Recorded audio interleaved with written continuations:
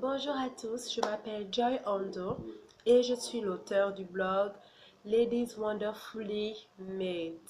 Si vous n'avez pas encore jeté un coup d'œil sur ce blog, vous pouvez y aller maintenant en tapant simplement sur la barre de recherche www.ladieswonderfullymade.blogpost.com. Alors aujourd'hui, je viens pour encourager un homme ou une femme qui se trouve dans une situation difficile. La Bible dit dans Jacques 5 à partir du verset 13 que y a-t-il quelqu'un parmi vous dans la souffrance qu'il prie? Peut-être tu te retrouves dans une souffrance en ce moment. Peut-être ta souffrance est l'absence d'un enfant. Peut-être ta souffrance est l'absence d'un époux.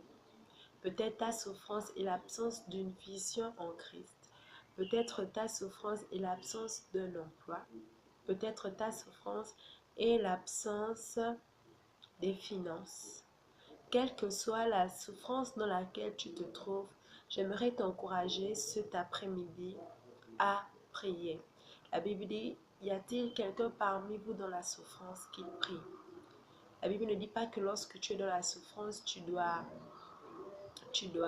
chanter des cantiques. La Bible ne dit pas que lorsque tu es dans la souffrance, tu dois croiser tes bras et ne rien faire, mais elle nous exhorte à prier. Il y a cette histoire qu'un pasteur a racontée et il disait qu'il y avait une femme qui était venue lui voir car elle passait des moments de turbulence. Alors, lorsque cette femme est venue lui voir, il lui a donné un programme de prière qu'elle devait respecter pendant quelques temps.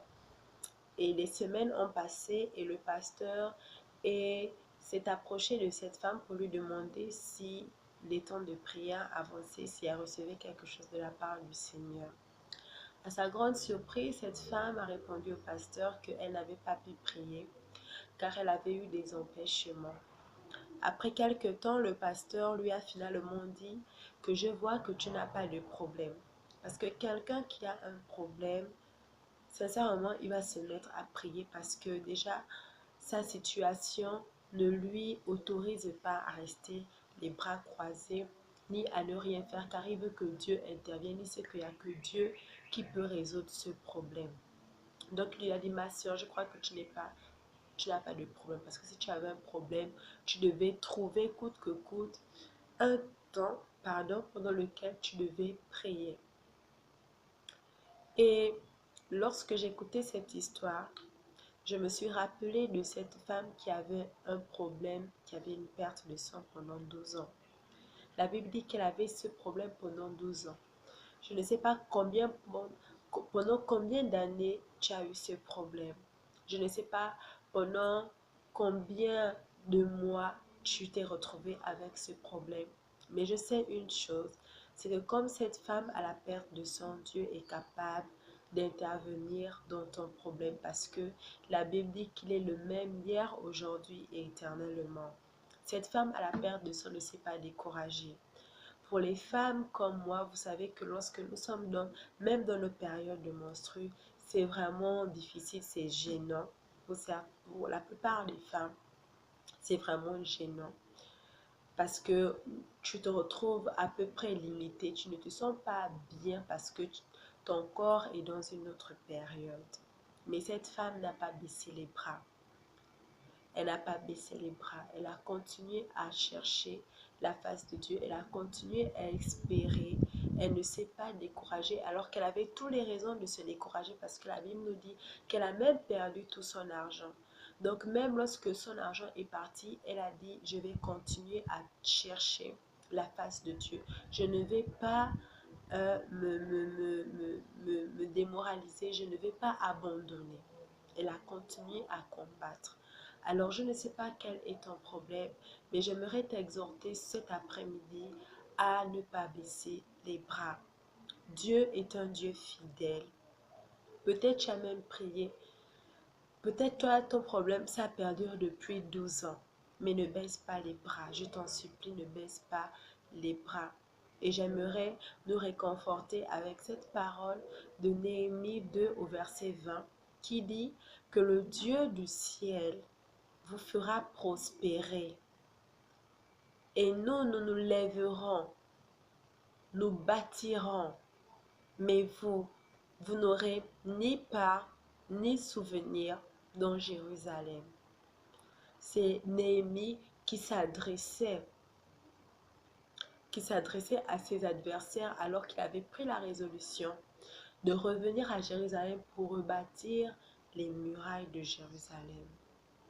La Bible dit que Sanballat s'était levé contre lui. Geshem s'était levé contre lui. Tobidja s'était levé contre lui. Il se moquait de lui. Il avait méprisé les faibles commencements. Peut-être que dans cette situation qui perdure dans ta vie, des gens se sont levés contre toi. Des gens ont commencé à se moquer de toi. Des gens ont commencé à te mépriser, à même mépriser la femme que tu es, à même mépriser les choses que tu avais faites avant pour les gens. Les gens commencent à te dédaigner. Tu commences à devenir même le sujet de conversation pendant les dîners de famille. Mais laisse-moi te dire d'agir comme Néhémie. Néhémie n'a pas commencé à pleurer lorsque Sanballat s'est moqué de lui. Néhémie n'a pas dit que Dieu est contre lui lorsque Tobidja s'est levé. Néhémie n'a pas dit, ok, comme c'est comme ça, je ne vais plus prier. Il a dit, le Dieu du ciel me fera prospérer parce qu'il savait en qui il avait mis sa foi. Il a dit, et nous nous lèverons, en parlant du peuple de Dieu, nous nous lèverons devant l'adversité et nous bâtirons. J'aimerais te dire, femme, homme de Dieu, lève-toi et commence à bâtir un autel de prière envers l'Éternel. Bâtis cet autel. Peut-être tu te dis, mais Joy, j'ai déjà bâti cet autel. J'ai jeûné, j'ai prié, j'ai pleuré, je ne sais pas ce que je n'ai pas fait. Mais continue à le faire. Ne désespère pas. La Bible dit que sans la foi, il est impossible de plaire à Dieu. Peut-être que tu as prié, mais Dieu voyait que dans ton cœur, tu n'avais même plus la foi, que la prière que tu lui adressais, il était capable de répondre. Et voilà pourquoi peut-être tes prières ne sont pas exaucées. La Bible dit que sans la foi, nul ne peut plaire à Dieu, car il faut que celui qui approche de qui croit d'abord que Dieu existe et qu'il est le rémunérateur de ceux qui le cherchent. Ça veut dire qu'il y a une récompense lorsque nous cherchons Dieu. Tu ne peux pas chercher Dieu et ne pas avoir une récompense. La Bible dit dans ce verset que lorsque tu cherches Dieu, il te rémunère, il te donne un salaire, il te récompense. La récompense peut être spirituelle, comme elle peut être physique, mais Dieu va toujours te récompenser. Dieu va toujours te récompenser parce que sa parole est vraie.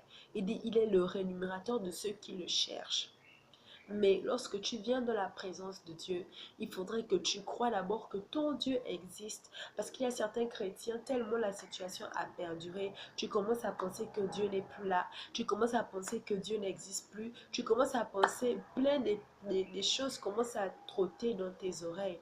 Et lorsque Dieu voit ça, même si tu as jeûné, même si tu as fait une autel d'adoration, même si je ne sais pas ce que tu as pu faire, tu as même donné même 1 million d'offrandes à Dieu. Mais lorsque Dieu voit que tu ne crois plus qu'il existe, lorsque Dieu voit que lorsque tu pries, tu as deux types de pensées en toi.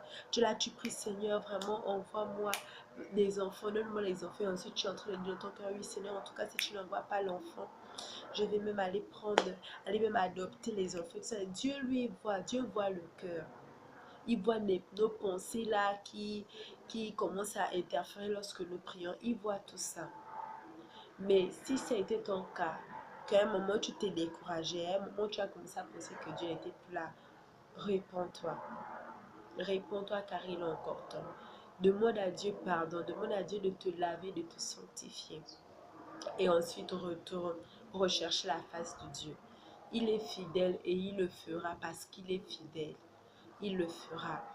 Les gens se moquaient lorsqu'ils ont vu Néhémie et le peuple de Dieu commencer à rebâtir sur les ruines de Jérusalem. Mais ils se sont tous étonnés de voir que ce travail a été réalisé à la gloire de Dieu et a été bien réalisé. Le diable pensait qu'il pouvait les décourager par les moqueries. Le diable pensait qu'en envoyant les Arabes, les Asdodiens, Néhémie devait se décourager. Mais Néhémie a crié à l'Éternel. Il a dit dans Néhémie 2:20 que le Dieu du ciel me fera prospérer. Lorsque tu parles avec foi à Dieu, Dieu ne peut pas te décevoir parce que la Bible dit que ceux qui se confient en lui ne connaîtront jamais le déshonneur. Tu ne peux pas connaître le déshonneur lorsque tu as foi en Dieu. Peut-être tu ne vois pas ça maintenant, mais continue à parler foi, continue à parler victoire, continue à parler exaucement et tes yeux. Maintenant tu vas dire comme Job, Seigneur, avant mes yeux avaient entendu parler de toi, mais maintenant mes yeux ont vu ta gloire. C'est à cette dimension que Dieu veut t'emmener. Que Dieu te bénisse, que Dieu te fortifie. Que Dieu vous bénisse, que Dieu vous fortifie. Gardez le courage. Il faut garder la foi. Il faut garder la foi. Il faut garder la foi, peu importe ce que tu vois. Ton Dieu est fidèle. Ton Dieu est fidèle. Il faut garder la foi, peu importe ce que tu vois. Sois béni.